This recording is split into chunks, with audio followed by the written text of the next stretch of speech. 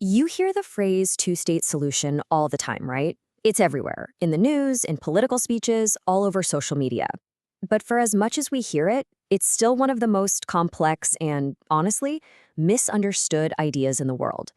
So, what does it actually mean? Where did it come from? And the big question today, is it even possible anymore? All right, let's get into it. We're going to break this all down. First, what's the core idea? Then we'll trace its really complicated history. We'll look at the huge issues that seem unsolvable, check in on the reality on the ground today, and finally, ask, what on earth could come next? Okay, so first things first, let's make sure we're all on the same page. When you hear world leaders talking about the two-state solution, what are they actually proposing? At its very heart, the idea is about fulfilling the dreams of two different peoples, who both have a deep connection to the same land. For Israelis, it's about guaranteeing a secure, democratic homeland with a Jewish majority, and for Palestinians, it's about finally getting self-determination and their own sovereign state after decades of occupation. And for decades, this wasn't just one of the options on the table, it was the option.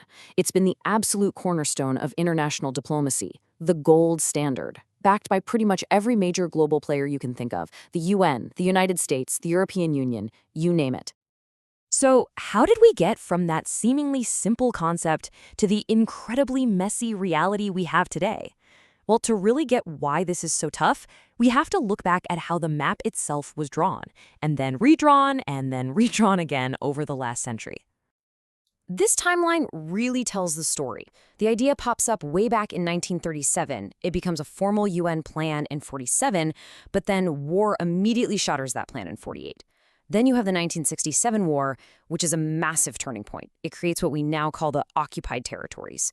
And then finally, the Oslo Accords in the 90s were this moment of hope, the first real shot at making it happen through direct talks. Each one of these dates left a huge mark, creating the problems we're still dealing with.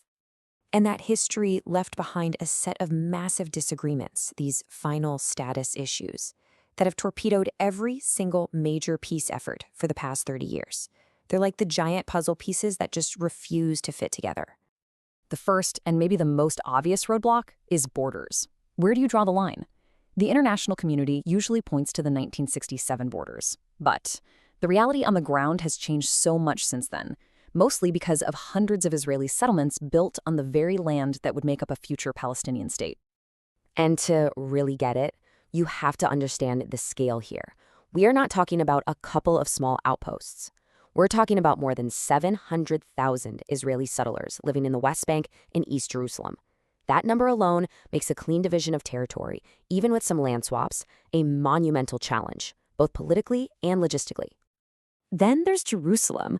For both Israelis and Palestinians, the city is everything. It's the religious, cultural, and political center of their universe. Both sides claim it as their capital. And figuring out how to share it or divide it, well, that's proven to be one of the most emotionally charged and intractable issues of the entire conflict. Another incredibly sensitive topic is the fate of Palestinian refugees. We're talking about millions of people, those who were displaced in 1948 and all their descendants, who hold on to what they call a right of return. For Palestinians, it's a fundamental issue of justice.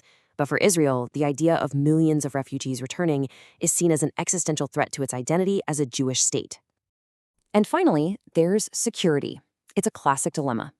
Israel insists that any future Palestinian state must be demilitarized to ensure it can't be attacked from there. But from the Palestinian perspective, a state with no army and no control over its own borders, is that really a sovereign state at all?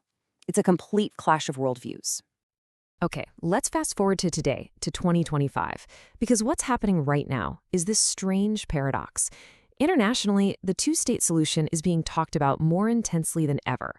But on the ground, the reality seems to be pulling further and further away from it. The conflict that erupted in late 2023 has had a truly devastating human cost. Over 65,000 Palestinians have been killed. That level of trauma has hardened feelings on both sides, making the trust and compromise you'd need for peace feel more distant than ever before. And you can see this reflected in what people think. Look at this poll from June 2025. Support has just cratered.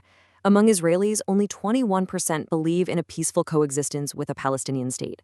The political will, from the bottom up, just isn't there right now.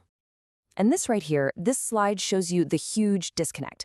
On one side, you've got the international community pushing harder than ever. They're forming new alliances, holding summits. Countries are even recognizing a Palestinian state. But on the other side, the domestic politics in the region are going in the exact opposite direction. Israel's parliament has formally rejected the idea, and the Palestinian leadership itself is deeply fractured. And yet, the international view is holding firm. This quote from the UN Secretary General really says it all. The diplomatic world believes that despite all the obstacles, despite everything, this is still the only game in town, the only path that could possibly lead to a lasting peace. Which leads us to the final and maybe the most important question of all. If the two-state solution, this decades-old gold standard, is on life support, what are the alternatives? If this isn't the answer, then what is? Well, there are a few other ideas floating around. Some talk about a single state, where Israelis and Palestinians are all equal citizens. Others suggest a confederation, with two states that share things like security or an economy. But maybe the most likely, and the most grim, alternative is just more of the same. The status quo of endless occupation and conflict. And so that's where we are, at a real crossroads. You have this massive international push for a framework that feels more and more disconnected from the reality people are living every day. Which leaves us with a central question I want you to take away from this. Is the two-state solution still a realistic roadmap for peace, or is it a relic of a different time, an idea whose time has tragically passed?